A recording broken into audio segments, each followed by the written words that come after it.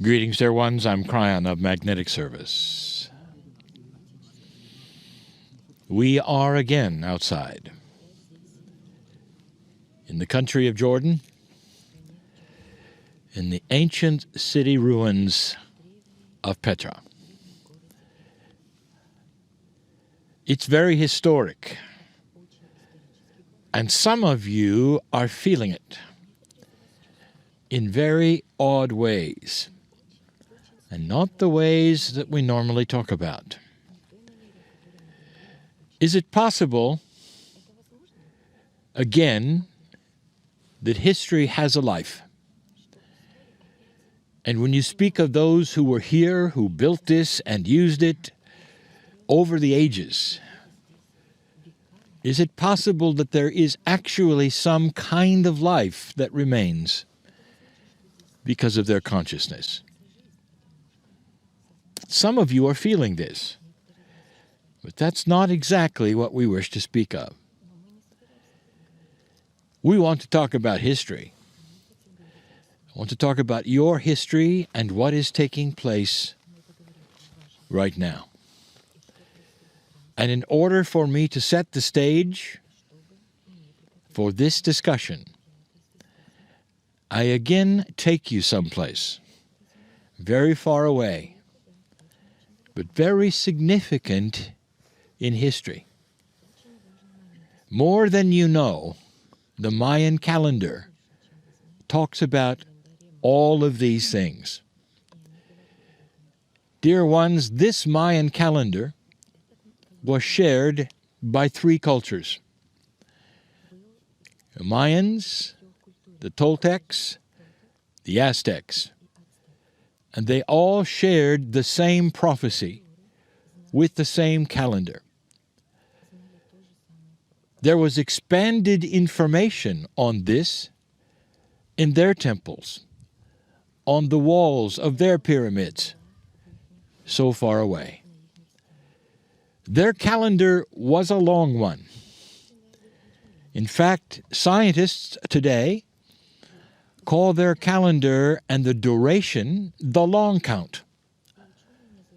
And the long count was approximately 5,125 years.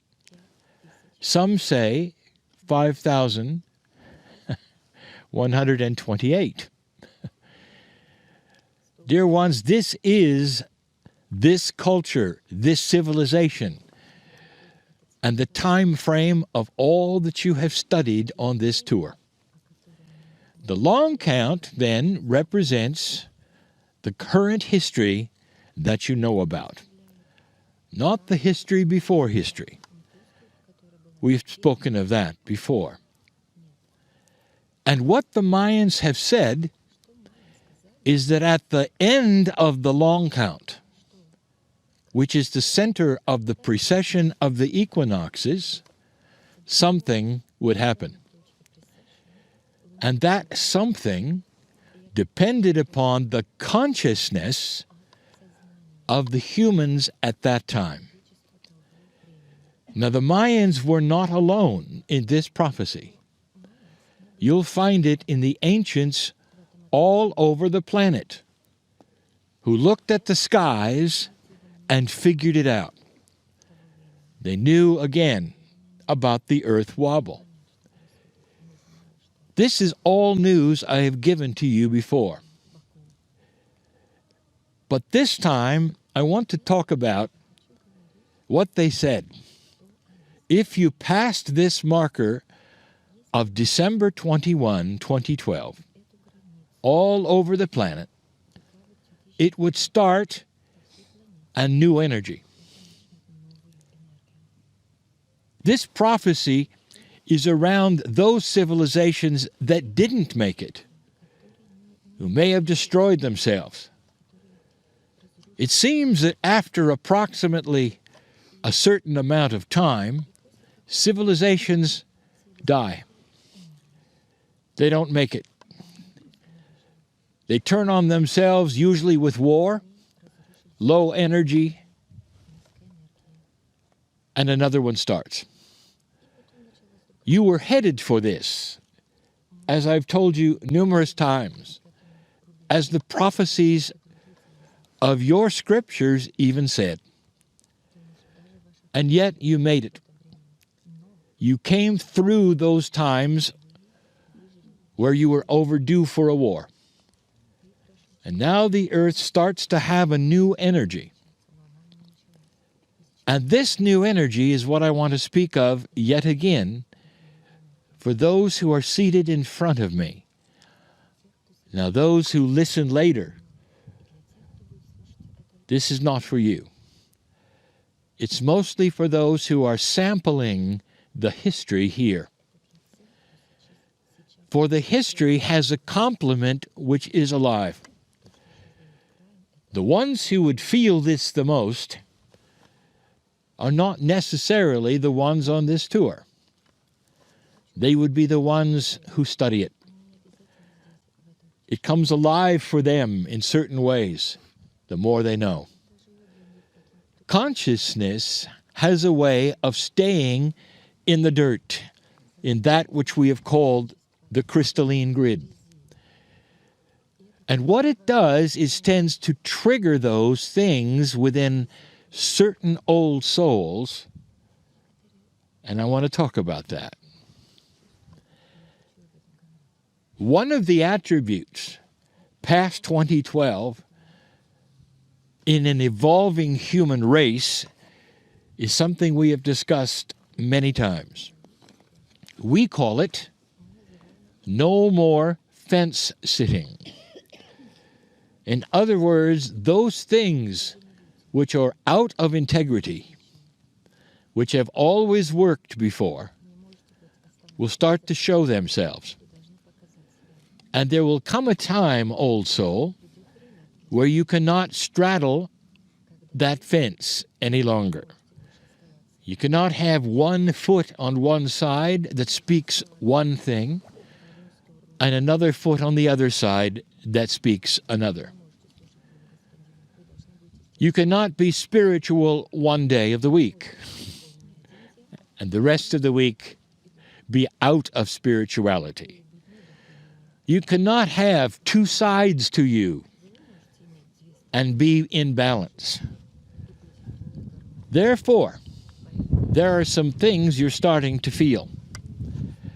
On this very tour, many of you have spoken of the feelings that you're starting to have.